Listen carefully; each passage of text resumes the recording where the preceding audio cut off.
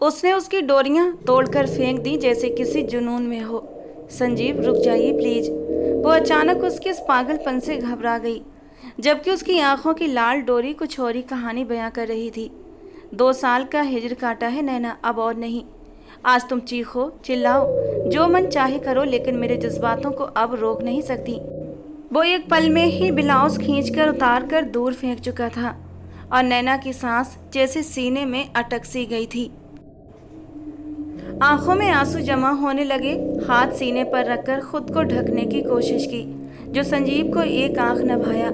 पत्नी हो मेरी, तुम्हें देखने का, छूने का पूरा हक है मुझे। वो उसके हाथ हटाता हुआ तीखे लहजे में बोला और उसकी कॉलर बोन पर अपने दांत रख दिए। नैना की सिसकियां। आज फिर से कंपनी में इंटरव्यू देकर मायूस सी घर लौटी थी। नैना जानती थी कि ये जॉब भी उसे नहीं मिलेगी। इतनी कम पढ़ाई पर कोई भी कंपनी उसे जॉब देने को तैयार नहीं थी, जबकि घर में उसका इकलौता सहारा उसकी माँ थी, जो अब कैंसर की मरीज थी। पहले तो वो किसी भी तरह घर का खर्चा चला रही थी, लेकिन अब तो वो लंच बॉक्स भी तैयार नहीं कर पाती थी, क्योंकि अब उनके बस की बात नहीं रही थी। ऐसे में नैना और भी ज़्यादा परेशान हो गई थी। एक तरफ माँ थी और दूसरी तरफ उसकी पढ़ाई। अब तो उसने पढ़ाई को भी दिमाग से निकाल दिया था और पूरी तरह माँ की तरफ ध्यान देने लगी थी। माँ, आपने खाना खा लिया? वो चिंता से पूछ रही थी। अरे बेटा, खा लिया था, मेरी फिक्र ना किया कर नैना। वो उठकर बैठते हुए उदासी से बोली। माँ, आपने दवाई नहीं ली ना, इसीलिए तबीयत खराब हो रही है। नैना जल्दी से उठते हुए उन्हें दवाई देने लगी, तो वो आंखों में आंसू लिए उसे देखने लगी। उनका दिल किया कि आज वो उसे उसकी पहचान से जुड़ा सारा सच बता दें, लेकिन फिर डर गई कि कहीं वो उन्हें इस हाल में छोड़कर चली ना जाए। वो आज फिर खुदगर्ज हो रही थी, जैसे 19 साल पहले हुई थी। आप आराम करें, कल आपको डॉक्टर के पास ले चलूंगी, वो उन्हें प्यार से लिटाते हुए बोली। डॉक्टर के पास जाने के लिए पैसे भी चाहिए होते हैं नैना, आप चिंता मत करें, सब हो जाएगा, बस आप आराम करें। नैना उन्हें लिटाकर बाहर आ गई। आंखों में आंसू छलकने को बेताब थे।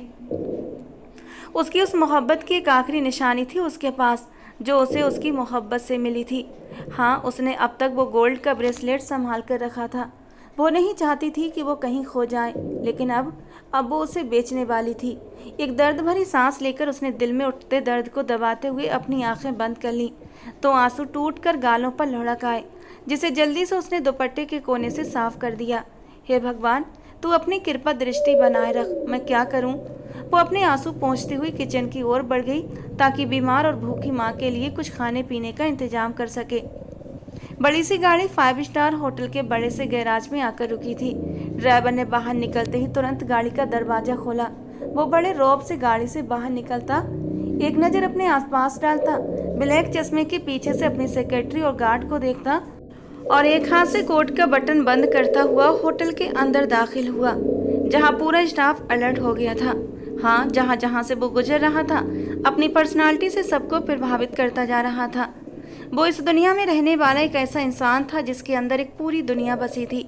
मोहब्बत में चोट खाया हुआ और मोहब्बत का जख्म खाया कोई और नहीं, वो संजीव मल्होत्रा था, जिसकी खूबसूरती और दिलकशी का हर कोई दीवाना था। गोरी लाल रंगत, हल्की भूरी शेब और माथे पर सिल्क जैसे बाल और उनके नीचे 2 गहरे बल, अंगूरी लबों पर घनी मूछें, 6 पैक और चट्टानों जैसा सीना, जो इन 2 सालों में जिम जाने से और भी ज़्यादा दिलकश हो गया था। उसकी गर्दन के पीछे बना एक टैटू एक अल्फ़ाबेट था, जिसे अब ख़त्म कर दिया गया था। ऐसा ही एक टैटू उसके दिल के पास भी था। उसे भी बाद में संजीव मल्होत्रा ने बुरी तरह तबाह कर दिया था। वो अल्फ़ाबेट अब कहीं छिप गया था, लेकिन उसे मिटाने के बजाय वो उसे अपने जिस्म का नासूर बना चुका था। एक ऐसा जख्म जो सारी ज़िंदगी नहीं भरने वाला था। वो आज की मीटिंग्स और होटल में होने वाली इवेंट्स की डिटेल्स ले रहा था। पेपर वेट को घुमाता हुआ वो किसी और ही ख्याल में खोया हुआ था, लेकिन सेक्रेटरी द्वारा बताई गई हर बात उसे बर्ड्स बाई बर्ड्स याद थी। उसका आईक्यू लेवल बहुत तेज़ था। मिस्टर वीर, आखिरी वाली मीटिंग आज कैंसिल कर दो। जी सर। मिस्टर वीर हैरान हो गए, क्योंकि वो मीटिंग बहुत ज़्यादा इम्पोर्टेंट थी।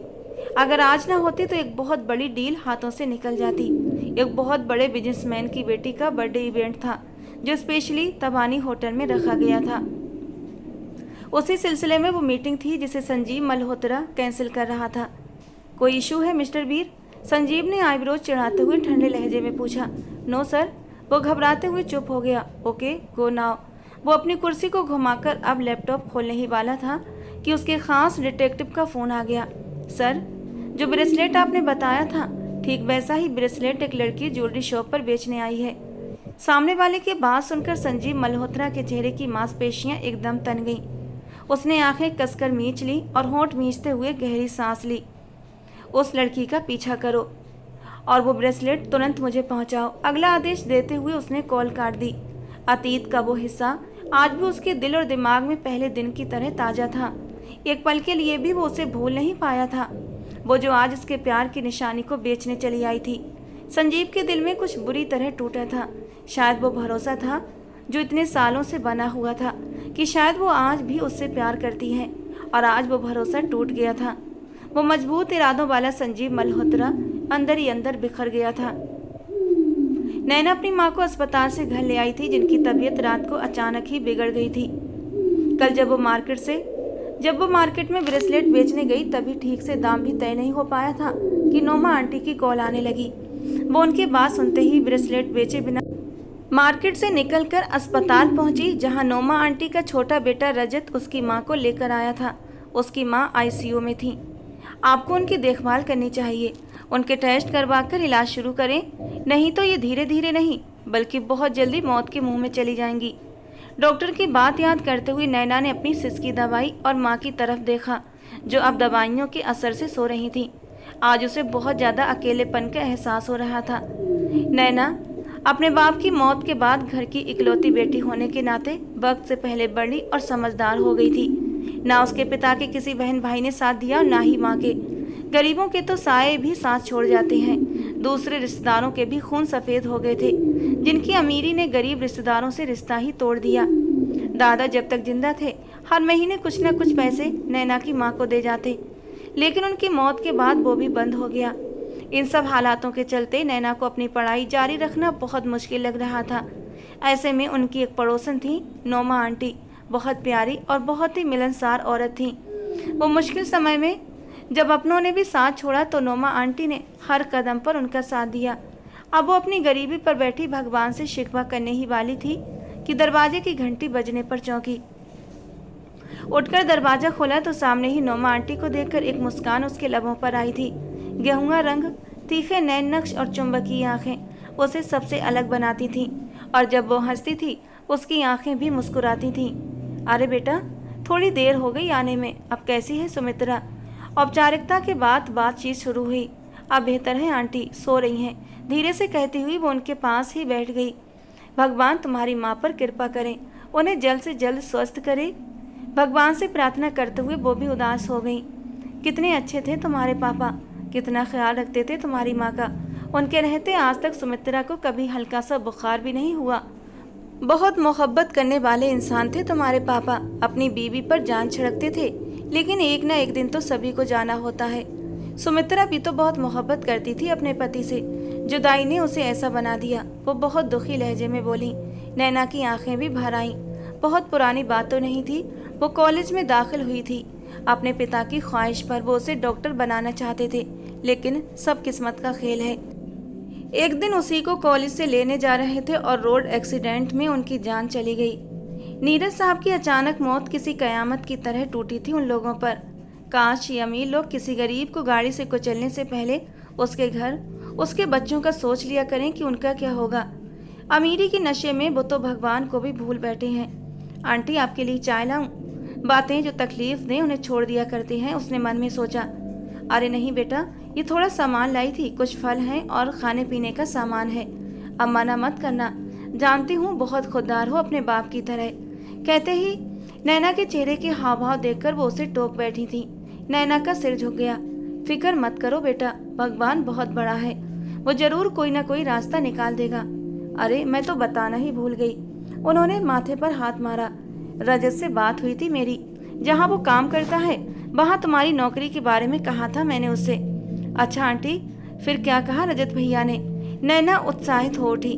कह रहा था आज शाम तक बताएगा, तो तुम शाम को उसके घर का एक चक्कर लगा लेना, भगवान जरूर अपनी कृपा करेगा। जी आंटी, क्यों नहीं, नैना ने कहा। अच्छा मैं चलती हूँ, फिर आऊँगी। अपना और अपनी माँ का ख्याल रखना, किसी चीज़ की ज़रूरत हो तो बेहिचक कहना बेटा, प्यार से कहते हुए वो चली गई। नैना ने दरवाजा बंद किया और अंदर आ गई। सामान उठाकर रसोई में रखा और फिर बेख्तियार उसकी नजरें आंगन के कोने में लगे एक छोटे से मंदिर की ओर चली गईं। वो कितना कृपामयी है। अभी वो उससे शिकवे कर रही थी, लेकिन उसे पता नहीं था कि भगवान उसके लिए क्या सोच कर बैठा है। वाकई मम्मी सही कहती हैं, जो किस्मत में होता है 7 पर्दे डाल कर भी भगवान हम तक पहुंचा देता है। बस फर्क ये होता है, जिससे उम्मीद होती है वहां से नहीं, वो ऊपर वाला कहीं और से ही इंतजाम कर देता है। क्योंकि पुण्य करना भी भगवान उसी के नसीब में लिखता है जो उसे करना होता है। नैना यूनिवर्सिटी से लौटते हुए रजत की बताई हुई जगह पर पहुंच गई थी। वो बहुत बड़ा होटल था। संजीव मल्होत्रा के बारे में पूछती हुई वो उसके पास तक भी पहुंच गई थी। उसने काफ़ी देर इंतजार करवाया था, क्योंकि वो अंदर किसी मीटिंग में व्यस्त था। लेकिन खैर, नैना की नौकरी लग गई थी और वो उसी में खुश हो गई। कल से ज्वाइन करना था उसे। पार्ट टाइम जॉब था और एक्स्ट्रा समय देने पर अलग से कमीशन भी मिलना था। वो बहुत खुश थी और सैलरी पैकेज भी अच्छा था। होटल भी काफ़ी बड़ा था। वो बड़ी खुशी के साथ घर पहुंची और सुमित्रा जी को ये खुशखबरी सुनाई। उन्होंने दिल से भगवान का धन्यवाद किया। खाना खाकर जल्दी फ्री हो गई और माँ को लेकर बाहर आउटिंग पर निकल गई, इस बात से बेखबर कि वो होटल किसका है। ऐसा कैसे हो सकता है? मुझे वो लड़की चाहिए हर हाल में। वो निकल गई और तुम्हें पता भी नहीं चला। संजीव मल्होत्रा बेहद गुस्से में था। उसका बस नहीं चल रहा था कि सब कुछ जलाकर रख दे। 2 साल से वो उस लड़की से अलग था। मोहब्बत के ठुकराए जाने का दर्द आज भी उसके दिल को चीरता था। संजीव मल्होत्रा ने आंखें मींच ली थी। एक बार मेरा हाथ लगो नैना, फिर देखो तुम्हारा क्या हाल करता हूँ। वो मोहब्बत जो कभी उसके दिल में लहराती थी, अब उसकी जगह गहरी नफरत ने ले ली थी। और ये नफरत उसे कहाँ लेकर जाने वाली थी, वो खुद भी नहीं जानता था। नौकरी कैसी चल रही है बेटा? सुमित्रा जी ने आज उसे यूँ खामोश देखा तो पूछ लिया। ठीक, बल्कि बहुत अच्छी। वो एकदम चौंकी और मुस्कुराकर बोली, आज मेरी बेटी बहुत चुप चुप सी है। सब ठीक तो है ना? सुमित्रा जी को कुछ सही नहीं लगा। जी मम्मा, सब ठीक है, आप बेकार में परेशान ना हो। अब वो क्या बताती उन्हें कि वो क्या नौकरी करती है होटल में, जिस वजह से वो अपनी खुददारी को रोज को चलती है। यूँ तो वहाँ किसी की हिम्मत नहीं थी कि कोई बदतमीजी करे, लेकिन एक वेट्रेस की जॉब से वो अंदर ही अंदर अपना सारा आत्मविश्वास खोती जा रही थी। उसने कभी नहीं सोचा था कि एक दिन वो यूँ लोगों के सामने खाना पेश करेगी, उनके आगे सर झुकाएगी, तो कभी कभी किसी सरफिरे कस्टमर के गुस्से को भी सहन करेगी, सही होते हुए भी उनसे माफ़ी मांगेगी। और तब तो बहुत मुश्किल होता है जब इंसान अंदर से टूटा हो और चेहरे पर मुस्कान हो, लेकिन वो फिर भी भगवान से मायूस नहीं हुई थी। संजीव मल्होत्रा आज होटल के ग्राउंड फ्लोर पर राउंड पर था। खाने की क्वालिटी पर शिकायत मिली थी उसे, इसलिए वो खुद एक बार चेक करना चाहता था। अभी वो नीचे से ऊपर लौटने के लिए लिफ्ट की ओर बढ़ रहा था कि एक तरफ से आती शोर की आवाज़ पर वो ठिठक गया। उसके कदमों ने आगे बढ़ने से इनकार कर दिया। वही आवाज़ जिसे वो कब से सुनने को तरस रहा था, वो उन्हीं कदमों पर उसकी ओर मुड़ा था। वो वही थी। बहुत से हिसाब उससे बाकी थे, लेकिन मोहब्बत अब भी अपनी जगह पर थी। क्या हुआ पूजा, रो क्यों रही हो? पूजा को रोता देख एक और वेट्रेस उसके पास आई थी। वो सामने टेबल पर जो लड़के हैं बहुत बदतमीजी कर रहे हैं। क्या कहा उन्होंने? नैना ने गुस्से से दांत पीसते हुए पूछा था। उन्होंने मुझे छूने की कोशिश की। पूजा की आंखों से आंसू बहने लगे। उस वेट्रेस ने भी गुस्से से अपने होंठ भींचे। वो लड़के अभी भी शोरगुल में लगे हुए थे। ए वेट्रेस, कम हियर। उन्हीं बदतमीज लड़कों में से एक ने फिर से पुकारा। अब पूजा वहां जाने से डर रही थी। रुको, तुम मत जाओ, मैं जाती हूँ, उसने दांत पीसते हुए कहा। लेकिन वे बदतमीजी करेंगे। तुमने कुछ कहा तो तुम्हारी नौकरी चली जाएगी, एक और लड़की ने डरते हुए टोका। क्यों? हम गरीब लड़कियां हैं तो क्या हमारी कोई इज्जत नहीं? क्या हम खुद को प्लेट में सजाकर पेश कर दें उन लफंगों को? गुस्से से उसका चेहरा लाल हो गया था, लेकिन पूजा ने भी उसे रोकना चाहा। वेट, उन्हें वहीं छोड़ नैना उन लड़कों तक जा पहुंची जो संख्या में 4 थे। Yes sir, can I help you? बहुत सम्मान से कहा, लेकिन लहजे की सख्ती पर काबू न रख सकी। हाँ, तुम भी आ सकती हो, तुम भी कम खूबसूरत नहीं हो, कहते हुए उस लड़के ने ठाका लगाया और नैना के कंधे को छू लिया। और वहीं नैना का सब्र टूट गया था। पास रखे टेबल से जूस का गिलास उठाया और सारा जूस उसके चेहरे पर फेंक दिया। एक पल के लिए वहाँ एक सन्नाटा सा छा गया था। तेरी इतनी हिम्मत, वो लड़का गुस्से से उठकर खड़ा हुआ। नैना ने उसे कोई मौका दिए बिना जोर से पीछे की ओर धक्का दे दिया। वो उलटता हुआ कुर्सी पर जा गिरा। उसके बाकी दोस्त भी खड़े हो गए। जज्बात की शिद्दत से नैना कुछ बोल नहीं पा रही थी। लगभग सारा स्टाफ वहाँ जमा हो गया। तुझे पता है तूने किसे धक्का दिया है? तेरी तो खबरदार जो एक कदम भी आगे बढ़ाया, वरना अपने पैरों पर वापस नहीं जा सकोगे। अचानक संजीव की गूंजती आवाज़ सुनकर सब वहीं रुक से गए थे, जबकि नैना तो सांस लेना भूल गई। पलटना तो दूर की बात वो सन रह गई थी। वो आवाज़ तो लाखों में भी पहचान सकती थी। एक कदम भी आगे बढ़ाया तो अपने पैरों पर चलकर नहीं जा सकोगे। सर्द आवाज में कहता वो नैना और उस लड़के के बीच में दीवार बनकर खड़ा हो गया। नैना की नज़र उसकी चौड़ी पीठ पर थी। धूप में एक घनी छांव का एहसास जाग उठा। जानते हो, मैं एक शरीफ घराने से हूँ और इस लड़की ने मुझे धक्का दिया, वो लड़का गुस्से से बोला। संजीव मल्होत्रा के बीच में आ जाने से वो और भी भड़क गया था। शरीफ, लेकिन इसका मतलब ये नहीं कि कोई मेरे स्टाफ के साथ बदतमीजी करे, उसने बहुत शांति से लेकिन सख्त लहजे में कहा। सिक्योरिटी, संजीव मल्होत्रा ने ऊंची आवाज में पुकारा। एक पल में 3 सिक्योरिटी गार्ड वहां पहुंच गए। इनको बहुत इज्जत से बाहर छोड़ कर आओ। उसकी आवाज में गुस्सा था। देख लूंगा। वो लड़का अपने दोस्तों के साथ बड़बड़ाता हुआ बाहर निकल गया। उसे नहीं पता था कि संजीव ने उसे कहाँ भेजा है। वो चाहता तो उसका हश्र बिगाड़ देता, लेकिन होटल की रेपुटेशन खराब होती, इसीलिए वहाँ चुपचाप मामला निपटा दिया। लेकिन इरादा उन सबको सबक सिखाने का था। उनके जाते ही संजीव नैना की ओर पलटा। दोनों की नज़रें एक दूसरे से टकराईं।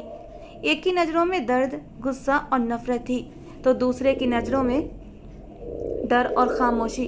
गगन, फीमेल स्टाफ का हिसाब किताब क्लियर करके मेरे ऑफिस में भेजो। एक कड़ी नज़र नैना पर डालते हुए वो वहाँ से चला गया। कहीं भूला बिसरा एक आंसू गाल पर ढलक आया। वो तो बिना कुछ कहे ही चला गया था। इन 2 सालों में एक भी पल ऐसा नहीं आया जब वो उसे भूली हो। नैना का दिल तड़प उठा। क्या उसने मुझे पहचाना भी नहीं? अपने आप से सवाल करती हुई वो दिल में एक टीस से उठती महसूस कर रही थी। देखा था ना, मना किया था कुछ मत कहो। अब सबकी नौकरी चली गई, एक लड़की ने नाराजगी से कहा, और नैना ने सिर झुका लिया और वहाँ से चुपचाप हट गई। यूनिफॉर्म चेंज करते वक्त उसके दिमाग में बस एक ही बात घूम रही थी। किसी तरह वो बाकी सबकी नौकरी वापस दिला दे, चाहे उसे खुद नौकरी से निकाल दिया जाए। यही सोचती हुई वो बाहर आई। मिस नैना, सर आपको ऑफिस में बुला रहे हैं। नैना के दिल की धड़कन तेज हो गई। वो संजीव का सामना कैसे करेगी, यही सोचते हुए वो अपने माथे का पसीना साफ करने लगी और हिम्मत करके संजीव मल्होत्रा के ऑफिस में दाखिल हुई। वो सामने कुर्सी पर टांग रखे बैठा, चेहरा हाथ की मुट्ठी पर टिकाए उसका ही इंतजार कर रहा था। धीरे धीरे चलते हुए वो सिर झुकाए अंदर दाखिल हुई। मिस नैना, आप? सर, संजीव कुछ कहता इससे पहले ही नैना बीच में बोल पड़ी। सवालिया नज़रों से उसे देखा। इससे पहले कि आप कुछ कहें, मैं अपनी गलती मानती हूँ। होठों पर जबान फेरती, नजरें उठाती गिराती वो संजीव मल्होत्रा को सम्मोहित कर रही थी। क्या वो आज भी इतनी ताकत रखती थी कि संजीव मल्होत्रा को अपने काबू में कर सके? लेकिन मैं चाहती हूँ कि सजा भी मुझे ही मिले, मेरी वजह से बाकी स्टाफ को नौकरी से न निकाला जाए। कहने के साथ उसने उम्मीद भरी निगाहों से संजीव को देखा। क्या सजा मिलनी चाहिए आपको, आपकी इस गलती की? संजीव जो उसे एक अच्छी खबर सुनाने वाला था, उसकी इस बात पर उसे एक नई बात मिल गई। आप मुझे नौकरी से निकाल सकते हैं। लहजा मजबूत था, लेकिन आवाज़ की हल्की थरथराहट संजीव बखूबी महसूस कर सकता था। संजीव के माथे पर बल पड़ गए। ये वो नैना नहीं थी, आत्मविश्वासी, निडर और दबंग सी नैना। ये तो कोई और ही थी। इन 2 सालों में वो कितनी बदल गई थी। संजीव सोच में ही रह गया। गहरी सांस छोड़ते हुए वो उठा और उसके करीब आ गया। बिल्कुल सामने खड़ा वो नैना की सांसों की हलचल महसूस कर रहा था। मन तो करता है कि तुम्हारी गलती की तुम्हें ऐसी सजा दूं कि दोबारा से तुम गलती को न दोहराओ। उसके अल्फाज नैना की सुनने की क्षमता से टकराए तो उसने पथराई नज़रों से उसे देखा। इतने करीब होकर भी वो उससे बहुत दूर था। पास वो आ नहीं सकता था और नज़दीक वो जा नहीं सकती थी। नैना की आंखों की नमी संजीव के पत्थर से दिल को कमज़ोर करने लगी। इससे पहले कि वो फिर से उसके जादू में जकड़ जाता, फौरन पीछे हटा। मिस नैना, वो क्या है कि मुझे लोगों को याद रखने की आदत नहीं और ना ही उनकी गलतियों को। लापरवाही से कहता हुआ वो अपनी सीट की ओर बढ़ा। वेट्रेस की जॉब को हम इस होटल से ख़त्म कर रहे हैं, इसीलिए जो भी यहाँ पर लड़कियाँ थीं उन्हें बाकी ब्रांचेस में एडजस्ट कर दिया जाएगा। और रही आपकी बात मिस नैना, आपकी आज से जॉब ये होगी कि आप मेरी पर्सनल सेक्रेटरी का काम करेंगी। संजीव मल्होत्रा ने बहुत सोच समझकर उसके चेहरे को फोकस करते हुए अपनी बात पूरी की और नैना ने सिर झुका लिया। वो समझ नहीं पा रही थी कि वो खुश हो बेट्रिस की नौकरी से छुटकारा मिलने पर या संजीव मल्होत्रा के अब हर पल साथ रहने पर अपने हाल पर रहम खाए। जिंदगी अब बुरी तरह करवट लेने वाली थी। संजीव की नज़र उसकी कलाई की ओर उठी। वो ब्रेसलेट उसकी कलाई पर नहीं था और ये देखकर अगले ही पल संजीव का दिमाग गुस्से से भड़क गया।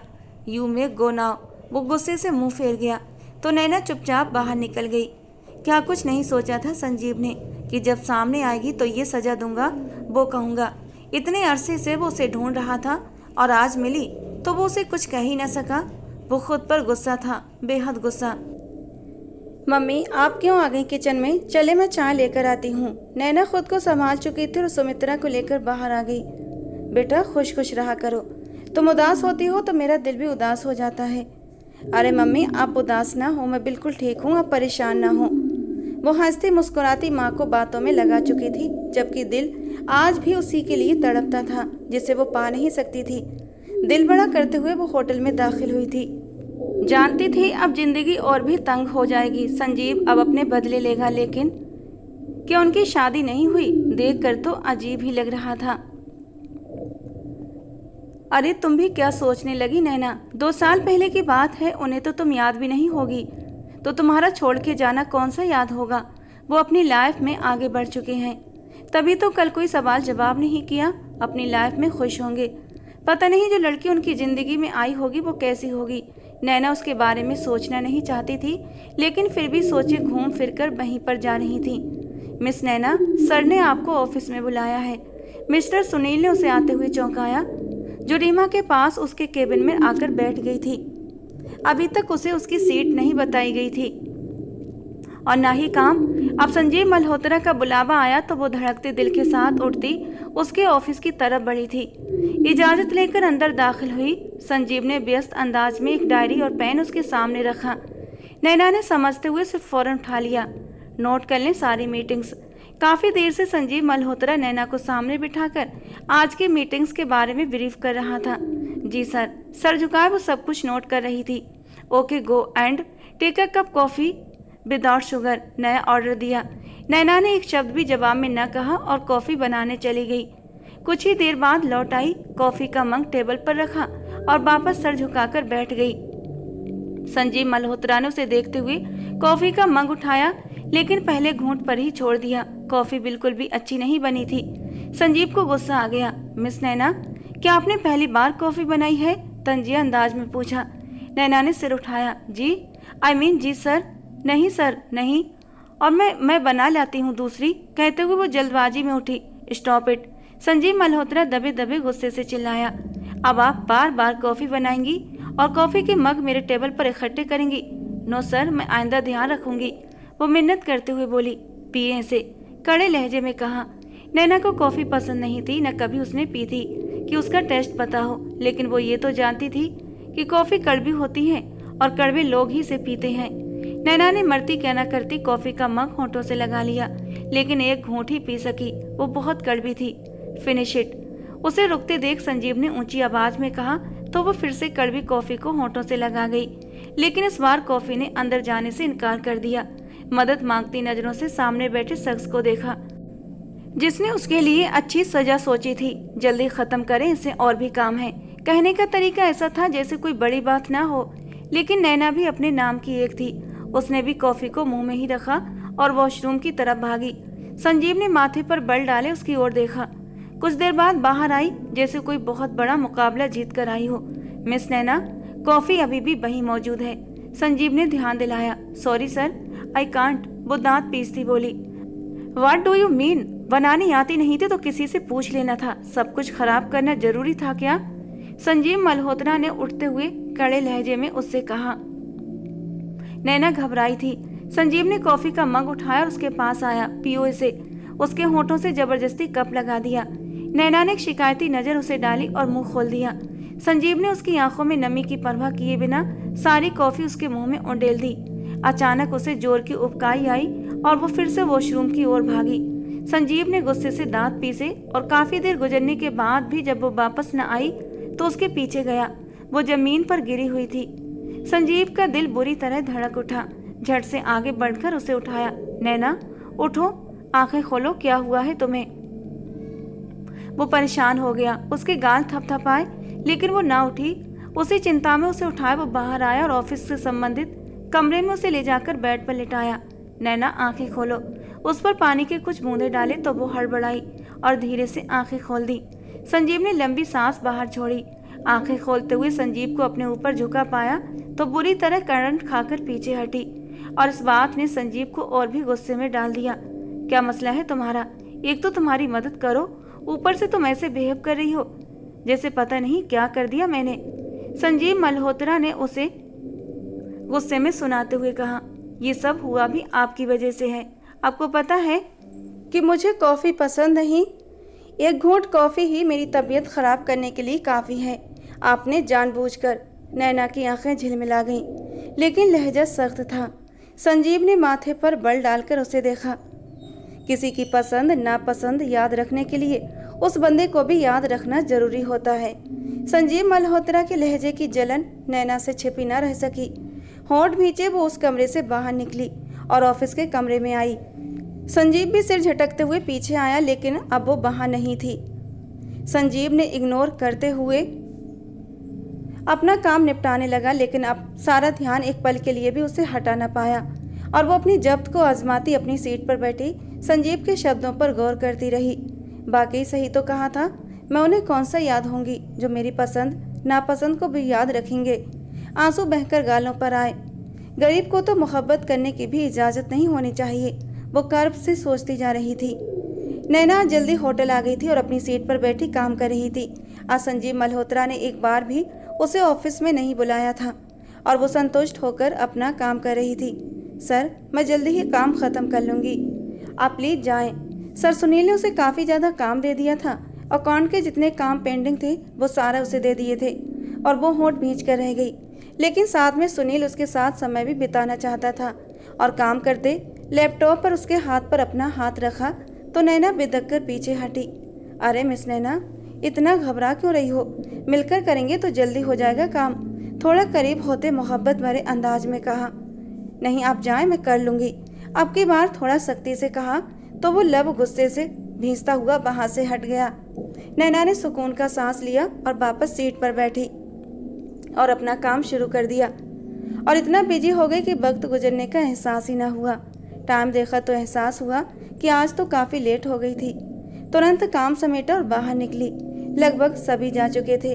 प्यून ने भी 2 बार आकर उसे जाने को कहा था, लेकिन उसी ने काम की वजह से टाल दिया था और अब रात के 9 बज रहे थे तो उसे एहसास हुआ कि गलत किया जो इतनी देर तक रुकी रही।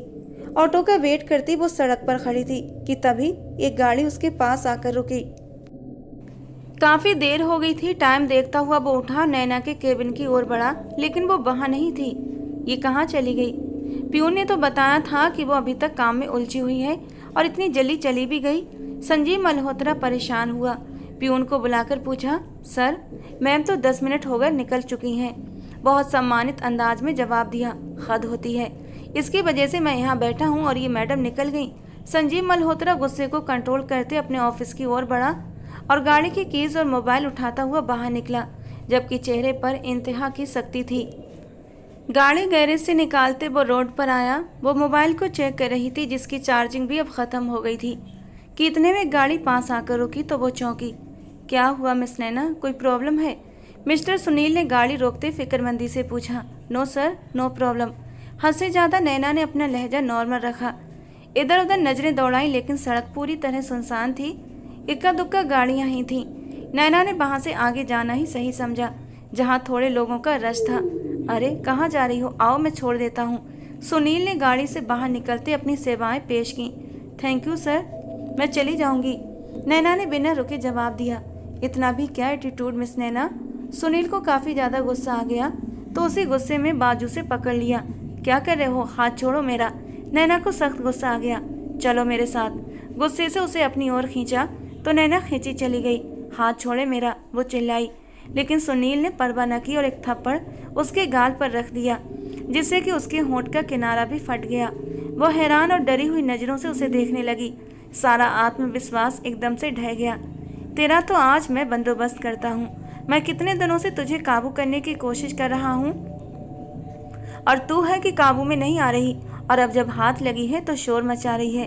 कहने के साथ ही उसे गाड़ी में धक्का दिया कि तभी एक और गाड़ी पास से गुजर गई। नैना की नज़र बेखुदी से उधर उठी। वो उसकी गाड़ी को पहचानती थी। एक छोटी सी उम्मीद जागी। गाड़ी आगे जाकर रिवर्स हुई। नैना ने सुनील को धक्का दिया और वहां से उस गाड़ी की ओर भागी। सुनील की नज़र भी उस गाड़ी पर पड़ चुकी थी। गाड़ी से संजीव मल्होत्रा उतरकर बाहर आया।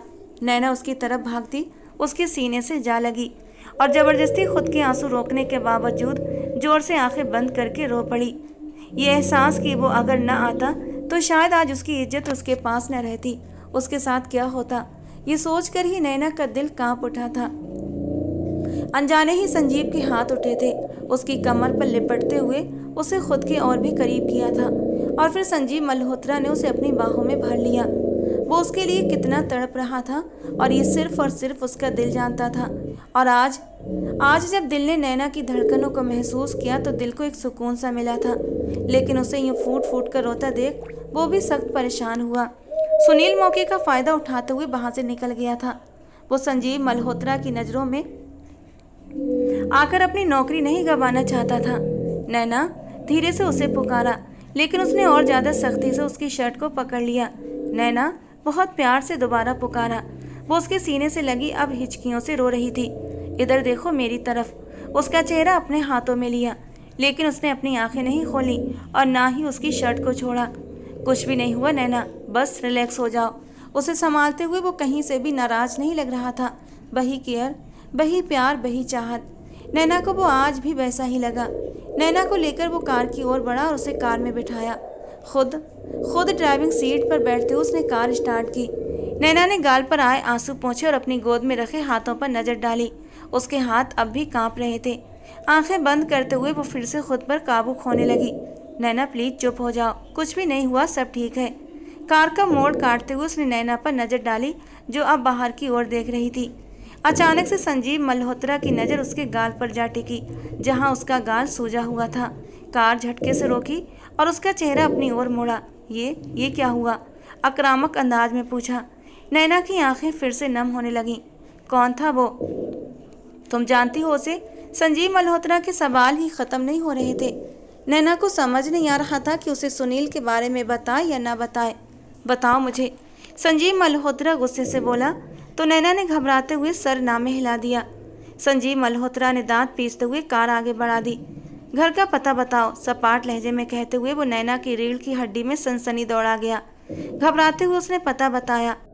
2 साल पहले वो जिस घर में रहती थी उसे वो बेच चुके थे। अब नए घर का संजीव मल्होत्रा को पता नहीं था। घर के दरवाजे पर कार रोकी तो बेख्तियार नजरें संजीव मल्होत्रा पर जा ठहरी, जो सपाट अंदाज में सामने देखे जा रहा था। नैना ने कार का दरवाज़ा खोला। आगे से ध्यान रखना और टाइम पर घर आना, बिना उसकी तरफ देखे संजीदा अंदाज में कहा। नैना ने सिर झुकाया और बाहर निकल गई। उसके घर में एंटर होते ही संजीव ने कार आगे बढ़ा दी। वो नैना के झूठ बोलने पर सख्त गुस्से में था, जबकि उसने सुनील को देख लिया था। 2 दिन तक वो लीव पर रही। डर की वजह से उसकी तबीयत खराब हो गई थी, बुखार में तप रही थी। सुमित्रा जी के साथ अस्पताल जाते हुए वो खुद का चेकअप भी करवा आई थी और दवाइयाँ भी ले ली थी। इन 2 दिनों में वो बहुत कुछ सोच चुकी थी। जब से संजीव मल्होत्रा उसकी ज़िंदगी में वापस लौटा था तब से ही वो बेचैन थी। और कल उसने फिर से संजीव की आंखों में अपने लिए उमड़ते जज्बात देखे थे और वो फिर से उन राहों पर चलना नहीं चाहती थी जिन राहों की कोई मंजिल नहीं थी। यही सब सोच कर वो मानसिक तौर पर बुरी तरह डिस्टर्ब थी। इसलिए उसने फैसला कर लिया कि वो ये नौकरी छोड़ देगी और इस बात पर अमल करते हुए वो रिजाइन करने का इरादा करते हुए संतुष्ट हो गई। संजीव बेटा, एक बार ठंडे दिल से सोचो। रिया एक बहुत अच्छी लड़की है, उसे एक चांस तो दो। मिसेज नायरा ने बेटे को प्यार से समझाने की कोशिश की। ममा, आपसे पहले भी कह चुका हूँ, आज आखिरी बार कह रहा हूँ, कोई शादी वादी नहीं करनी मुझे। वो ऑफिस जाने के लिए तैयार हो रहा था, लेकिन उसकी माँ को उसका यूं अब तक शादी से इनकार चुभ रहा था। 2 साल पहले उन्होंने उस लड़की को संजीव की ज़िंदगी से निकाल दिया था वो मिडिल क्लास लड़की के प्यार के जाल से निकल सके। रिया उनके दोस्त की बेटी थी, बेल फैमिली से बिलोंग करती थी। रिया संजीव की दोस्त भी थी और मिसेज नायरा चाहती थी कि ये दोस्ती अब रिश्तेदारी में बदल जाए, पर संजीव की तरफ से ऐसा कुछ भी होता दिखाई नहीं दे रहा था। ये क्या है? नैना ने संजीव मल्होत्रा के सामने अपना रिजाइन लेटर रखा। मैं ये नौकरी छोड़ रही हूँ, बिना संजीव की ओर देखे संजीदगी से कहा। आंखों के लाल डोरे रात जागने का पता दे रहे थे। संजीव मल्होत्रा ने लेटर उठाकर पढ़ा और एक कहर की नज़र नैना पर डाली और लेटर फाड़ दिया। नैना हतप्रभ होकर संजीव मल्होत्रा को देखती रही। इस होटल में नौकरी शुरू करने से पहले यहाँ के कुछ नियम लगते हैं, तुमने पढ़े नहीं? पेपरवेट को घुमाता वो रहस्यमयी अंदाज में बोला। तो क्या मतलब? नैना को कुछ ठीक न लगा। तुम ये जॉब 6 महीने से पहले नहीं छोड़ सकती किसी भी हालत में, और अगर छोड़ोगी तो रूल्स के मुताबिक तुम्हें 10 लाख जमा करने होंगे। उठकर उसके पास आता वो उसकी जान निकाल चुका था। ऐसा नहीं लिखा था कॉन्ट्रैक्ट में। नैना को वो कॉन्ट्रैक्ट याद आया। हलक तर करती वो बोली। इंटरकॉम पे मिस्टर मेहता को अंदर बुलाया और कॉन्ट्रैक्ट के पेपर मंगवाए, जिन्हें पढ़कर नैना के 14 तबक रोशन हो गए। वो सब धोखा था। वो जान गई थी संजीव उसे फंसा रहा था। आप सही नहीं कर रहे, आपने ये झूठे पेपर्स। लहजा नम हुआ। हाँ जानता हूँ, लेकिन तुम प्रूफ नहीं कर सकोगी। बदले के लिए आप इतना गिर जाओगे सोचा नहीं था। गिरे हुए लोगों के लिए अगर थोड़ा सा गिरना पड़े तो कोई मजाक नहीं। उसी के अंदाज में जवाब दिया। नैना ने सख्त नज़रों से संजीव मल्होत्रा को देखा। ठीक है, 6 महीने की बात है ना, मैं करूँगी। आप कर लें जो करना है अपने अहम की तसल्ली के लिए। आप जो मुझे तकलीफ पहुँचाना चाहते हैं पहुँचा लें। आपके अंदर के मर्द को शांति आ जाएगी। शांति की बात तो तुम ना ही करो नैना।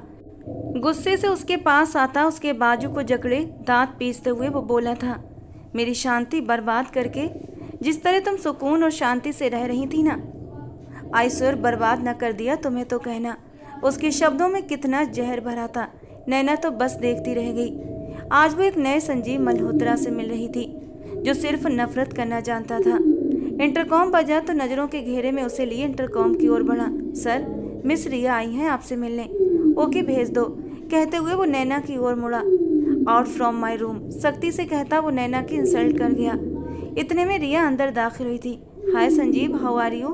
बहुत मॉडर्न ड्रेस और अंदाज में कहती वो संजीव मल्होत्रा की ओर बढ़ी और संजीव मल्होत्रा से गले भी मिली। संजीव मल्होत्रा भी उससे मुस्कुराकर मिला था।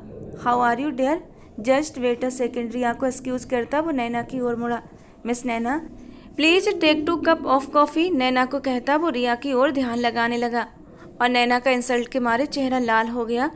झटके से मुड़ती वो रूम से बाहर निकल गई। उसके जाते ही जो स्माइल संजीव मल्होत्रा के लबों पर थी वो एकदम कहीं जा सोई। Riya, be within your limits next time, this is your last warning. अत्यधिक सपाट लहजे में कहता वो रिया को ठिठका गया, लेकिन रिया ने कोई आर्ग्यू नहीं किया। संजीव मल्होत्रा जैसा फास्ट बंदा किसको किस समय कैंसल्ट करके रख दे, कोई कुछ नहीं कह सकता था। कुछ ही देर में नैना कॉफ़ी के 2 मग ले आई और उन्हें पेश किया। उसकी आंखों की नमी संजीव मल्होत्रा की आंखों से छुपी नहीं रह सकी। कॉफ़ी का मंग रखते वो पलटने लगी थी कि उसका हाथ कॉफ़ी के मंग को लग गया और कॉफ़ी छलकी और रिया की ड्रेस को ख़राब कर गई। ओहो, ये क्या किया तुमने इडियट गर्ल? रिया ने उठते हुए गुस्से से ड्रेस को साफ करते हुए कहा। सॉरी, गलती से हाथ लग गया। नैना घबराई। इडियट, यू यूजलेस गर्ल, मेरी सारी ड्रेस ख़राब कर दी। Sorry ma'am. नैना ने रुंधे हुए लहजे में फिर से सॉरी कहा। What sorry? जानती भी हो कितने की ड्रेस है ये? कभी देखी हो तो पता हो ना। रिया ने नैना की अच्छी खासी इंसल्ट कर दी। नैना ने एक शिकवा भरी नज़र चुपचाप बैठे संजीव पर डाली जो एकटक उसे ही देखे जा रहा था। सॉरी, एक बार फिर से कहते हुए वो पलटी। अंधी कहीं की चीप गर्ल, रिया ने दांत पीसते हुए कहा। रिया, ये जो छोटे लोग होते हैं ना, इनका काम यही होता है, इनके मुंह नहीं लगना चाहिए। संजीव मल्होत्रा के शब्द नैना को किसी तीर की तरह लगे। उसके जाते कदम थमे और गहरी सांस छोड़ते हुए वो वापस पलटी। यू राइट संजीव, घटिया लोगों की निशानी यही होती है। फायर दिस यूजलेस गर्ल, रिया ने भी तिरछा मुंह बनाते हुए कहा। 1 मिनट। नैना की गुस्से से भरी आवाज़ सुनाई दी और आगे बढ़ती वो रिया के पास आई। एक कहर भरी आड़ी नज़र संजीव मल्होत्रा पर डाली जो बिना किसी असर के अब भी चेयर से टेक लगाए उसे ही देख रहा था। पास पड़ी कॉफ़ी का मग उठाया और जो कॉफ़ी बची थी पूरा मग वो रिया के मुंह पर उछाल दिया। वो तो कॉफी कुछ हद तक ठंडी हो गई थी, वरना उसका मुंह जल जाना था। संजीव मल्होत्रा को उस दिन वाला सीन याद आया जब नैना से 2 साल बाद वो बेट्रिस के रूम में मिला था। What the hell is this you which, खबरदार जो गाली निकाली मुंह तोड़ दूंगी तुम्हारा, नैना ने उंगली उठाते हुए वार्न किया। हाँ, हम गरीब हैं लेकिन इज्जत वाले हैं, आप अमीर हैं लेकिन इज्जत रास नहीं आई आपको, जो जुबान के जौहर दिखा रही हैं। नैना ने अच्छा खासा जलील कर दिया, जबकि संजीव मल्होत्रा के आत्मसंतोष में जरा भी फर्क न आया।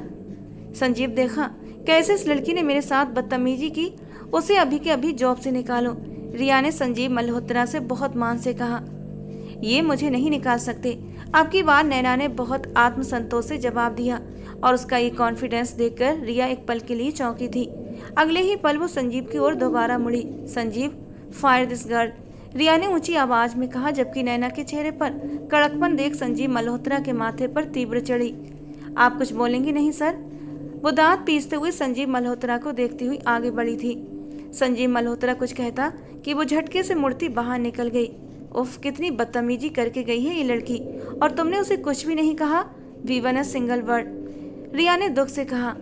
तुम अपनी जबान को काबू में रखो, कुछ ज्यादा ही चलने लगी है, आइंदा इसी जबान इस्तेमाल मत करना, वरना अच्छा नहीं होगा तुम्हारे लिए। Now just go. Sanjeev Malhotra ने अपना गुस्सा जब्त करते हुए रिया को ही लताड़ कर रख दिया, और वो मुंह बनाती बाहर निकल गई। Naina, welcome back to the war, एक मुस्कान ने उसके होंठों का घेरा किया था। कोई नहीं जानता था कि उसके दिल और दिमाग में क्या चल रहा था। वो अस्पताल की ओर भागे जा रही थी। उसकी माँ की अचानक तबीयत खराब हो गई थी और उसका दिल बुरी तरह कांप रहा था। मम्मी, वो उन्हें आईसीयू में देखती तड़प गई। अच्छा हुआ नैना तुम आ गई, सुमित्रा जी ने आंखों में आंसू लिए कहा, जबकि वहाँ एक औरत और थी। नैना ने नजरें फेर कर उसे देखा, जिनकी आंखों में ढेरों आंसू थे और नैना के लिए बेइंतहा मोहब्बत। नैना, ये सिया है, मेरी बड़ी बहन और तुम्हारी सगी माँ। सुमित्रा जी के शब्दों पर नैना ने घबराकर उन्हें देखा। ये क्या बोल रही हैं आप मम्मी? वो उनकी बात पर तड़प उठी। यही सच है नैना, हमें औलाद नहीं हो रही थी, बहुत कोशिशों के बाद औलाद हुई तो वो बेटी थी, लेकिन दुनिया में आने से पहले ही भगवान ने उसे वापस ले लिया। दूसरी तरफ सिया को भगवान ने भी एक प्यारी सी बेटी दी थी। उनकी एक बेटी पहले से भी थी, इसलिए मैंने और तुम्हारे पापा ने सोचा कि तुम्हें उनसे छीन लेते हैं, और फिर हमने तुम्हें अगवा कर लिया और हम शहर बदलकर यहाँ से चले गए। लेकिन किस्मत हमें वापस यहीं ले आई। 19 साल हमने तुम्हें तुम्हारे माँ बाप से दूर रखा। हो सके बेटा तो हमें माफ़ कर देना, ये हमने बहुत बड़ा गुनाह किया है और शायद इसी की सज़ा मिल रही है आज। वो रोते हुए नैना के सामने हाथ जोड़ गई, जबकि नैना का हाल था कि काटो तो बदन में खून नहीं। अचानक से सुमित्रा जी की तबीयत बहुत ज़्यादा बिगड़ गई तो डॉक्टर ने उन्हें आईसीयू से बाहर निकाल दिया।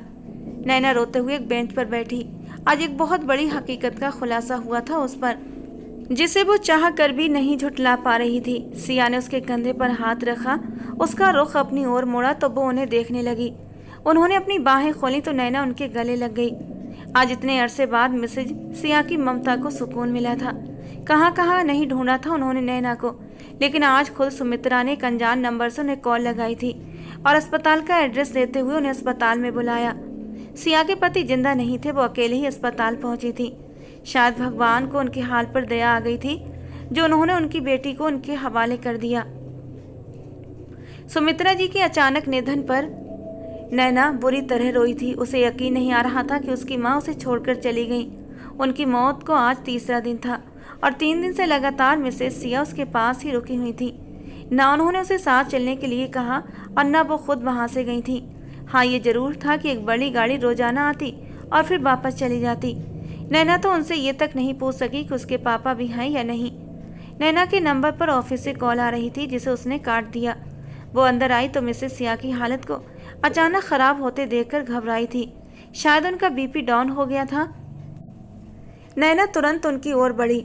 आपको अपने घर वापस चले जाना चाहिए, नैना ने ठहरे हुए लहजे में कहा। मैंने आपको छोड़ के जाना होता तो अब तक जा चुकी होती नैना।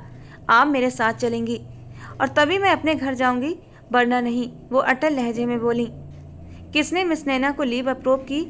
3 दिन के लिए संजीव मल्होत्रा बाहर देश गया हुआ था और नैना 3 दिन से काम पर नहीं आ रही थी। वो आज ही लौटा था और उसे नैना की गैर हाजिरी का पता चला। सख्त गुस्से में भरा बैठा था। सर, मेहता सर ने फ़ोन किया था और बताया था कि वो कुछ दिनों के लिए ऑफिस नहीं आएंगी। महेश ने फौरन सफाई दी। अब किसी भी वर्कर को छुट्टी ऐसे दी जाएगी? तीखे अंदाज में पूछा। सर, उनकी माँ की डेथ हो गई थी, धीमे लहजे में कहा। व्हाट? ये कब हुआ? संजीव मल्होत्रा एकदम से उठते हुए बोला। सर, 3 दिन हो गए हैं। ठीक है, तुम जाओ। महेश को भेजकर वो नैना के बारे में सोचने लगा। उसके लिए उसे बुरा लग रहा था। एक बार मिला था उनसे। नैना को बिना पता लगे वो उसके यूनिट टाइम में उसके घर गया था, जो अब तक राज ही था। मोबाइल उठाया उसे फ़ोन करने के लिए, लेकिन कुछ सोचकर खुद ही उठा और कीज उठाता बाहर निकला। उसे जाना ज़्यादा बेहतर लगा था, ना कि फ़ोन करना मुनासिब लगा। आप यहाँ से चली जाएं, मैं आपके साथ कहीं भी नहीं जाऊँगी, नैना ने मजबूत लहजे में कहा। अगर आपको ऐसा लगता है कि यहाँ रहकर आप मुझे अपने साथ ले जाने में सफल हो जाएंगी, तो ये आपकी भूल है। मैं अपने माँ बाप का घर छोड़कर आपके साथ हरगिज नहीं जाऊँगी, अटल लहजे में कहते हुए वो सिया को सख्त मुश्किल में डाल गई।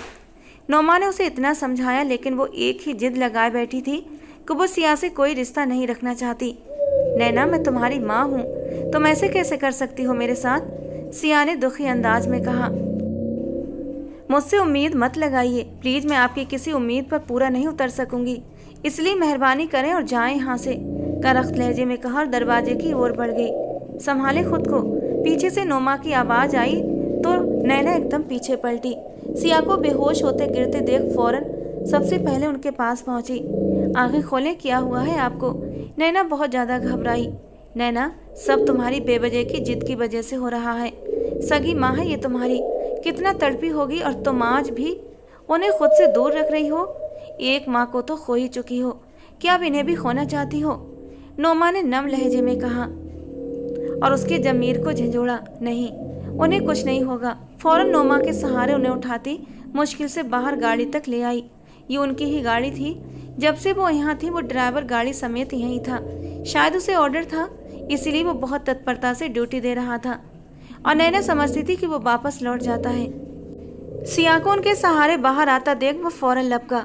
ये बेहोश हो गई हैं, अस्पताल लेकर जाना है, जल्दी करें, नैना ने जल्दबाजी में कहा। तो वो उनकी मदद करते हुए सिया को गाड़ी में डालने लगा और गाड़ी को अस्पताल की ओर मोड़ दिया। नैना भी साथ थी, जबकि नोमा साथ नहीं गई थी। गाड़ी के जाने के बाद नैना के घर को ताला लगा रही थी कि उसी समय संजीव मल्होत्रा वहां पहुंचा। ये यहाँ ताला क्यों लगा रही हैं आप? नैना कहाँ है? गाड़ी से उतरते हुए किसी डर के तहत बिना हाय हेलो के बगैर पूछा। बेटा, नैना अपनी माँ को लेकर अस्पताल गई है, नोमा ने धीरे शब्दों में कहा। अस्पताल? माँ को लेकर? अगर मैं गलत नहीं तो मुझे तो ये बताया गया है कि उनकी मदर की डेथ हो गई है, संजीव ने हैरानी से पूछा। हाँ बेटा, सुमित्रा की डेथ हो गई है। बहुत अच्छी औरत थी, लेकिन वो नैना की सगी माँ नहीं थी, बल्कि मौसी थी। इतना कहते हुए उन्हें एहसास हुआ कि सारी जानकारी देती जा रही हैं, इसलिए खामोश हो गई। पूछ तो लें कि आखिर ये है कौन? वो कुछ पूछती कि संजीव मल्होत्रा का मोबाइल बजने लगा। वो कॉल उठाता साइड पर हो गया और फिर वापस पलटकर उनसे अस्पताल का एड्रेस लेते हुए अस्पताल के लिए निकल पड़ा, जहां उसके लिए एक और बहुत बड़ा सरप्राइज तैयार था। जैसे ही वो अस्पताल पहुंचा, उसे एक वार्ड में नैना दिखी। वो बिना समय बर्बाद किए उसकी ओर बढ़ा। उसे इस हाल में देखकर वो खुद पर काबू न रख सका और उसके पास जा पहुंचा। नैना, धीरे से उसे पुकारा तो वो उसकी ओर पलटी। हैरानी से संजीव मल्होत्रा की ओर देखने लगी। तुम ठीक हो? लहजे में फिक्रमंदी थी। आप यहाँ कैसे? नैना हैरान हुई।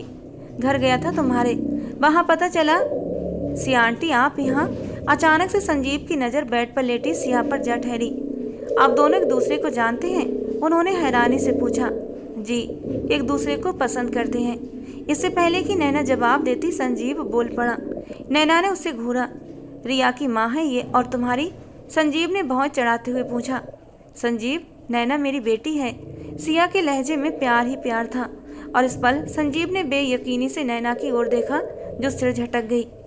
ऐसा नामुमकिन है संजीव, अगर मैं वहाँ गई तो रिया का रिश्ता लेकर जाऊंगी, उस गुमशुदा लड़की का नहीं। जाने कहाँ पली बड़ी है, और अब 18 साल बाद वापस आ गई, और तुम्हारा दिल भी उसी पर आ गया। मिसेज नायरा भड़क गई थी। मम्मा, अगर आप चाहती हैं कि मैं शादी करूं तो आपको जाना होगा, वरना अब मैं ये देश छोड़कर हमेशा हमेशा के लिए चला जाऊंगा, और आई श्योर वापस नहीं आऊंगा। संजीव ने सख्त लहजे में धमकी दी, और अगर उन्होंने इनकार कर दिया तो आखिरी हथियार अपनाया। इनकार तो दूर की बात है, अगले हफ्ते की शादी की डेट फिक्स करके आइएगा आप, अब इंतजार नहीं होता। वो भी खुरदरे लहजे में बात करता हुआ आगे की ओर बढ़ गया और फिर नायरा को मजबूरन सिया के घर नैना का रिश्ता लेकर जाना पड़ा और सामने उसी लड़की को देखकर उनके पैरों तले से जमीन निकल गई। वो हैरान हुई। नैना उन्हें देखती हुई उनके करीब आई। क्या हुआ? मुझे तो लगा आप भूल गई होंगी, पर मैं तो आपको याद रह गई। नैना तल्ख हो गई।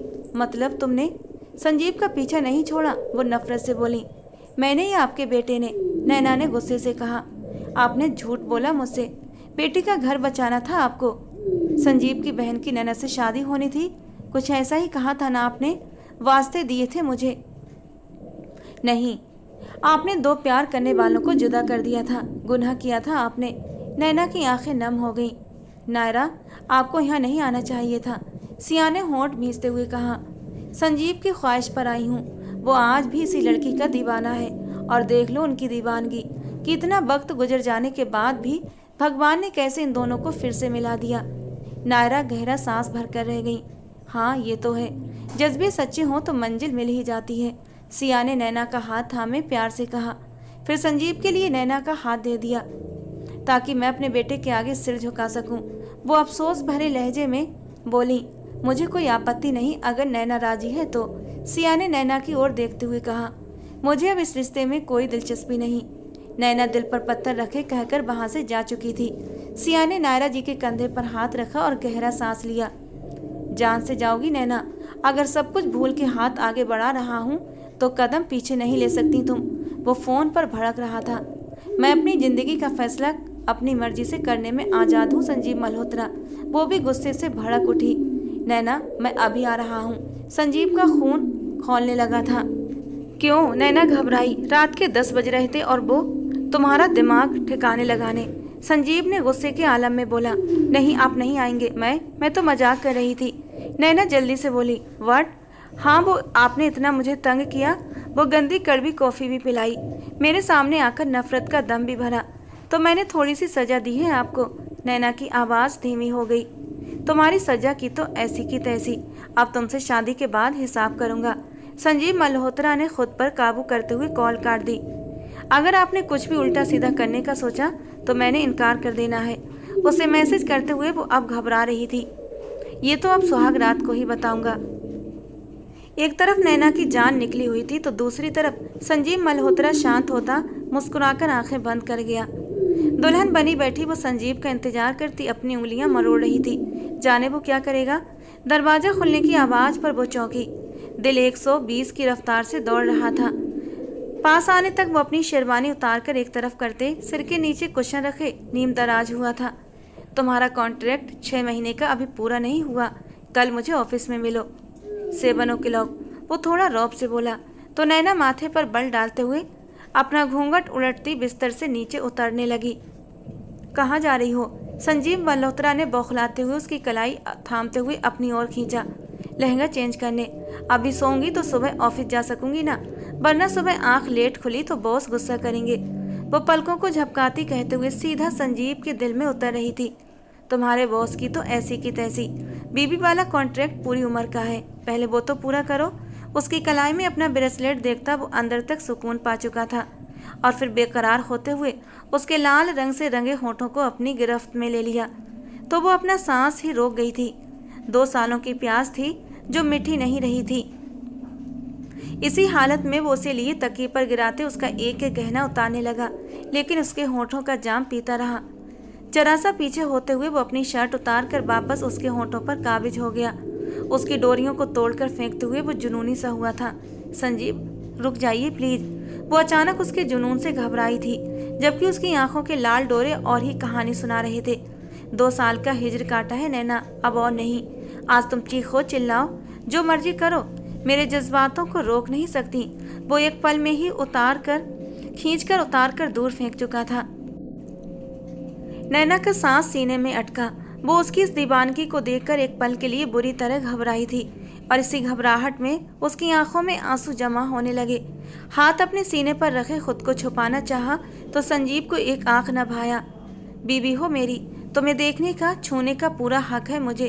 वो उसके बाजू हटाता शिद्दत से बोलते हुए उसकी ब्यूटी बोन पर अपने दांत रख गया।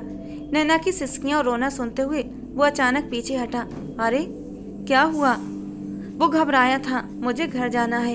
आपके अंदर तो जैसे कोई और ही आत्मा समा चुकी है, एकदम जंगली, वो रुधे गले से कहते हुए बोल रही थी।